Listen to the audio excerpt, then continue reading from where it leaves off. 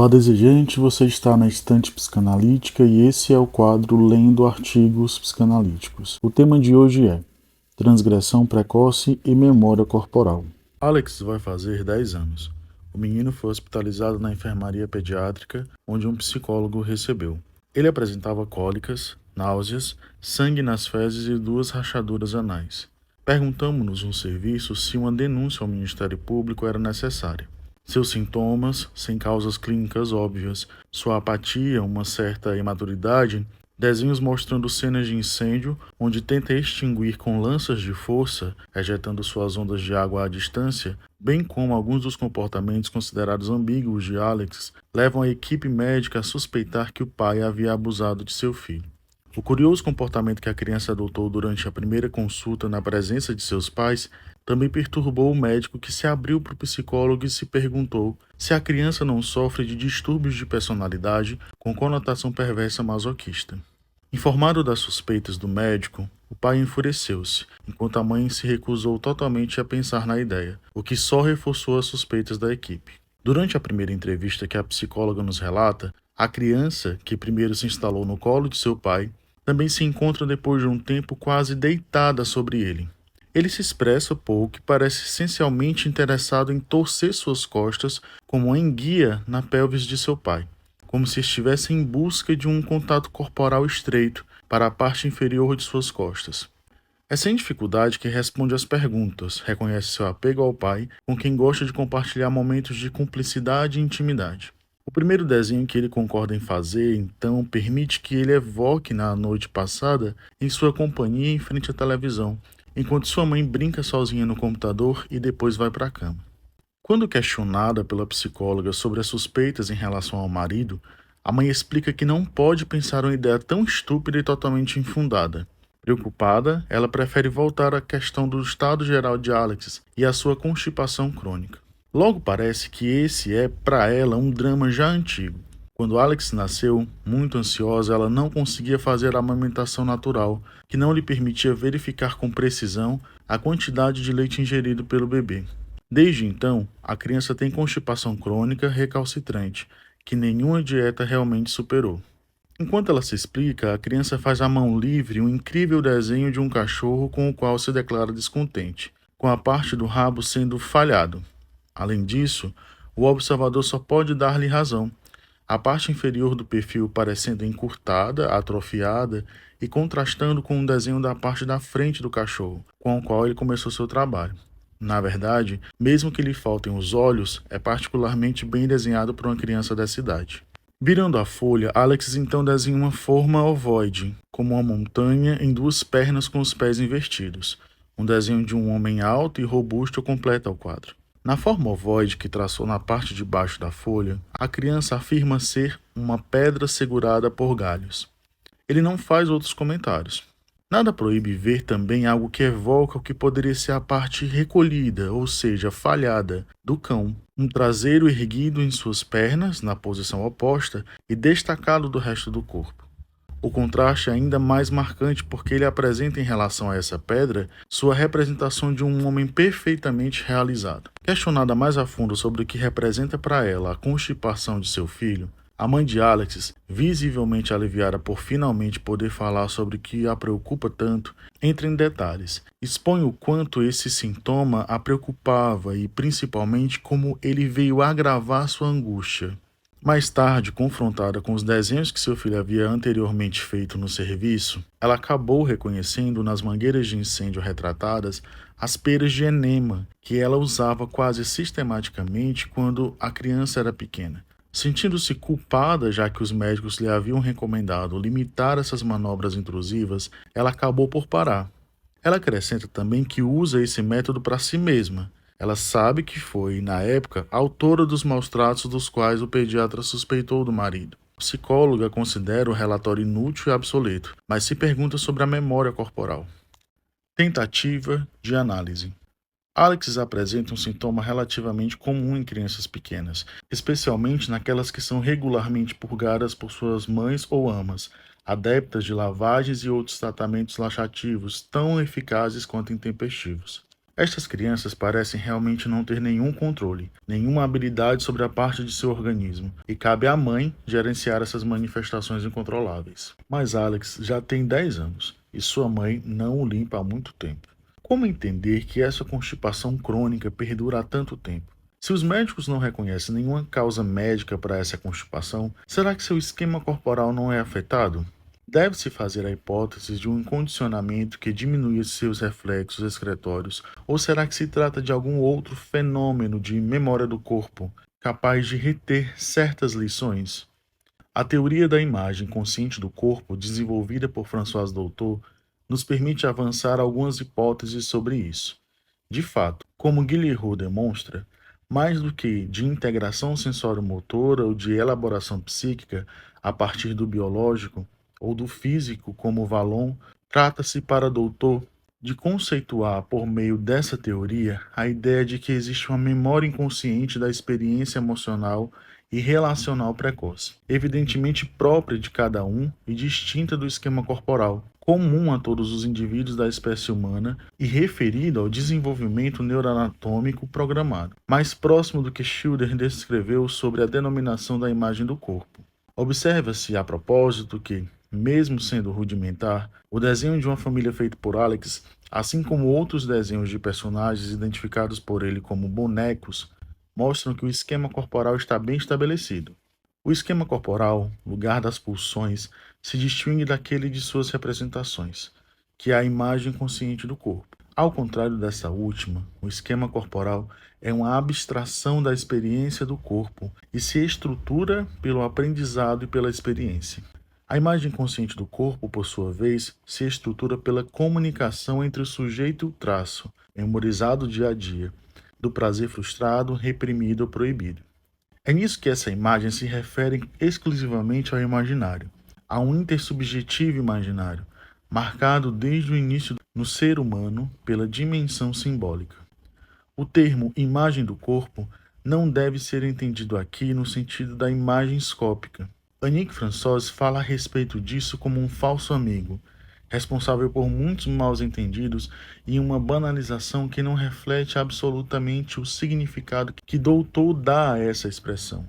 De fato, para Doutor, as imagens inconscientes do corpo não são escópicas, não são visuais, não são especulares, não são especularizáveis, porque são justamente outros registros de sensorialidade que estão envolvidos na constituição dessas imagens: o olfativo, o gustativo, o auditivo, o tátil e até mesmo em relação aos movimentos intestinais e às sensações que os acompanham, o peristáltico, ou ainda no que diz respeito à pressão e às sensações relacionadas ao carregar, ao barestésico. São percepções onde o escópico não intervém, ou intervém muito secundariamente, que se desenvolve muito precocemente em relação do bebê consigo mesmo, em seu corpo, ou eventualmente na relação diádica com a mãe ou com outros próximos, e que estão destinados a desaparecer, ou melhor, a cair no inconsciente, durante o estágio do espelho, no qual será reprimida a maior parte dessa polissensorialidade e das imagens inconscientes do corpo que resultam disso, e isso, no mais tardar, durante o período edípico. Até o final desse período, a criança está de fato lidando com seus sentimentos corporais, que constituem precisamente suas imagens inconscientes do corpo. Desde muito cedo, Alex teve que lidar com o sofrimento de uma mãe incapaz de suportar sua falta de conhecimento sobre ele. É esse olhar saturado de questões ansiosas sobre seu interior orgânico que se voltou para ele desde o nascimento e não o viu. Eu não suportava não saber exatamente quanto ele tinha bebido, disse a mãe. Foi por isso que ela desistiu rapidamente da amamentação natural. Em vão, já que isso não lhe trouxe paz. Além do conhecimento sobre a quantidade de leite ingerido, sua pergunta realmente visava outro conhecimento. Um conhecimento sobre algo mais, algo além dela. Algo que não existe, que Lacan chama de falo, e que Alex, assim como qualquer outro bebê, não poderia satisfazer. Foi a essa angústia, a esses sofrimentos que Alex reagiu como fazem os bebês confrontados com essa falta que a mãe não consegue nomear. À pergunta da mãe, ele respondeu com outra pergunta, rapidamente se tornando um apelo, e seu corpo se tornou o porta-voz. Nesse estágio de seu desenvolvimento, seu trato digestivo se revelou o melhor suporte para suas manifestações, onde ele poderia reagir à angústia provocada pelos questionamentos de sua mãe sobre o que estava entrando no corpo de seu pequeno. Alex não deixou mais nada sair espontaneamente, e cabia a ela verificar por si mesma para obter o conhecimento que tanto lhe faltava, e, se necessário, dizer-lhe algo a respeito. Desde então, Alex tem enfrentado uma questão suscitada por seu confronto com a falta, não do outro. Sua mãe está lá e até demais, considerando que ela o penetra constantemente e está obcecada por ele, mas no outro. Absorto em sua própria pergunta, sua mãe não reconhece isso. Não há referência a um terceiro que possa fazer uma ruptura, pelo menos não naquele momento. O silencioso lamento não pode, portanto, tornar-se linguagem, nem mesmo faz sinal para a mãe, e sua vã insistência então se torna um sintoma. Síntese viva de sua experiência como sujeito, em desenvolvimento em sua relação com o outro, a imagem consciente do corpo de Alex se encontra marcada, como desviada de seu destino habitual. Essa parte do corpo e o que ocorre nela parecem estar inteiramente consagrados a questionar o questionamento da mãe. Apêndice da mãe, o que ali acontece e sua gestão não pertencem mais a Alex.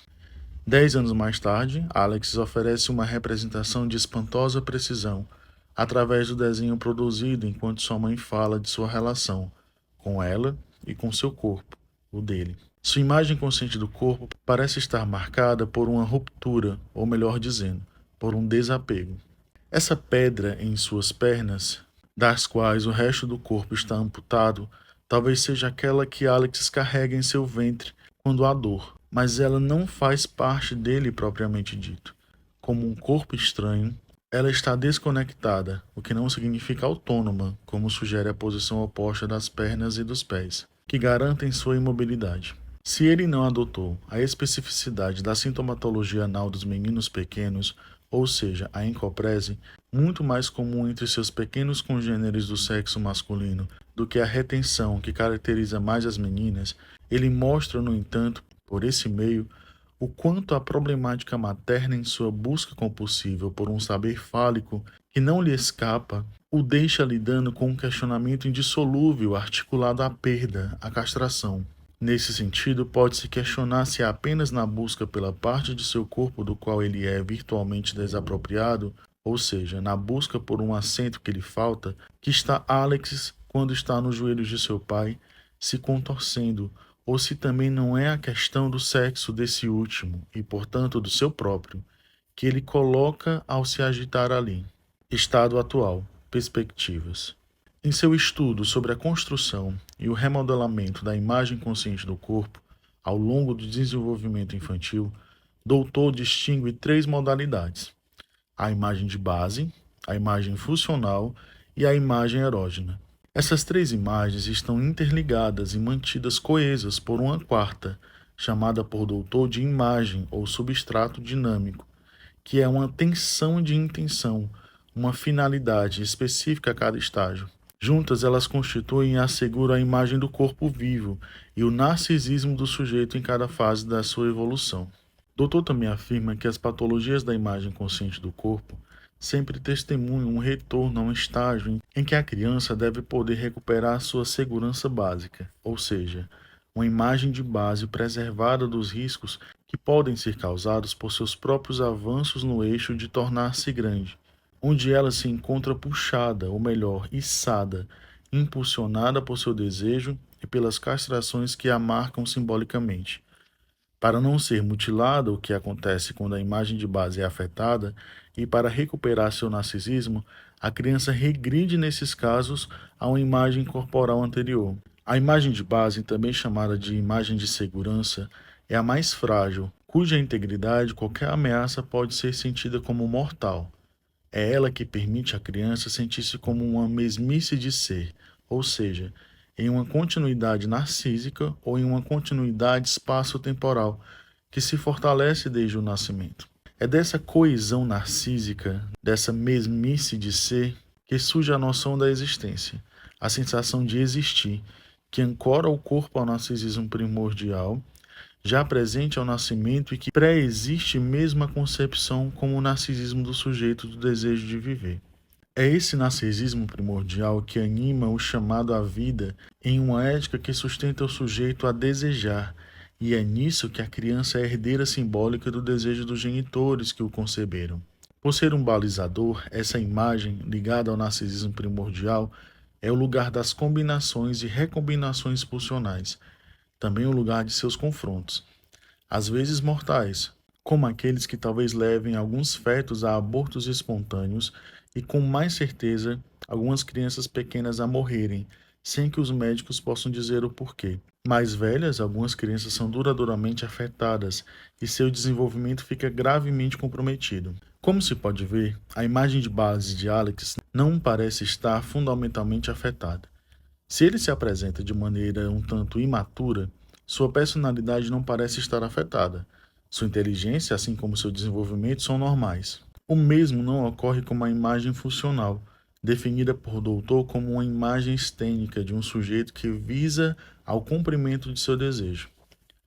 Segundo a modalidade da imagem consciente do corpo, ela tem a função de envolver os esquemas da motricidade, do funcionamento dos órgãos e dos orifícios do corpo, onde a imagem de base é estática, a imagem funcional é móvel e está ligada ao funcionamento do corpo físico e ao seu desenvolvimento fisiológico.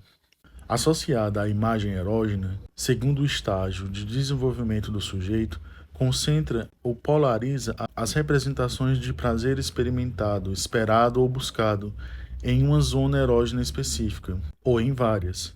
Ela permite que as pulsões de vida se manifestem para obter prazer. Sua elaboração realiza, em relação aos simples jogos das zonas erógenas, um enriquecimento das possibilidades relacionais. Ela é ativa, excêntrica em relação à imagem de base, unida à atenção, à visão do desejo e deve permitir uma utilização adequada do corpo. A perturbação nessa imagem, que pode ser oral, anal ou genital, impede a atualização do desejo em suas formas concretas. No que diz respeito à imagem funcional anal, que nos interessa aqui, podemos lembrar que ela é, primeiramente, uma imagem de emissão expulsiva, originalmente relacionada à necessidade de defecar, que a criança sofre, sente passivamente e que adquire ou não o sentido de linguagem com a mãe. Só secundariamente ela assume a forma de uma imagem que expressa a expulsão estênica, agradável de um objeto parcial, nem sempre substancial, e que pode ser, por deslocamento, transferido para um objeto parcial sutil do próprio corpo. É claro que, nesse aspecto, a imagem consciente do corpo de Alex está duradouramente afetada, e com ela, suas possibilidades de usufruir de seu corpo e de enriquecer suas relações com os outros, para poder esperar usufruir disso um dia. Em síntese, sem dúvida, a situação de Alex não cobre exatamente daqueles filhos criados por mães ou babás que não podem renunciar ao prazer libidinal, que lhes proporciona dar certos cuidados corporais, mesmo que seus destinatários já estejam em idade de prover isso sozinhos. Sabe-se que mais tarde essas crianças frequentemente não poderão prescindir do prazer que esses cuidados obsessivos lhe traziam, e por isso, não podendo passar a outros prazeres que não sejam induzidos por esse tipo de manipulação materna. Pode-se perguntar se, assim como essas crianças, Alex também não vê suas pulsões desviadas para uma satisfação que não introduz a uma progressão em direção à assunção da lei e toma um caminho perverso no cumprimento de seu desejo. De fato, nesses casos, como no de Alex, a função materna que deveria fazer deste último o impedidor de gozar em círculo, ou o impedidor de se questionar em círculo, de que a criança precisa para se desvencilhar da relação perversa com a mãe, não é exercida ou não suficientemente.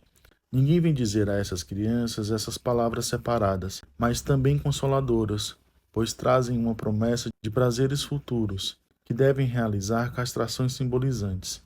Ninguém vem colocar palavras sobre o que é esse vínculo entre a mãe e seu filho, que, em vez de se desfazer progressivamente, permanece apertado e conduz a atos que se substituem às palavras, apenas em benefício de um gozo imediato, ou seja, sem qualquer mediação simbólica. Se muitos distúrbios resultam de uma experiência desagradável, dolorosa, induzindo um retorno a experiências existenciais passadas e, portanto, a uma imagem de base e a uma imagem funcional arcaica. O caso de Alex ilustra aquele em que não se trata tanto de uma regressão a um estado anterior, mas de uma estagnação em um estado arcaico. 10 anos após as repetidas transgressões dos limites de seu corpo, Alex ainda não faz um chamado, e o seu conteúdo de seu ventre que ele retém continua a servir para significar seu desconforto a uma mãe que durante muitos meses fez uma violação em seu corpo, em busca de um saber que não se encontra ali. Esse sintoma continua a martelar incansavelmente esse chamado. Seu desenho, assim como a postura e comprometimento que ele adota em público no colo de seu pai, fazem eco a isso, sinalizando que, finalmente, um terceiro venha permitir que a mãe diga algo sobre seu sofrimento e libere assim seu filho dele.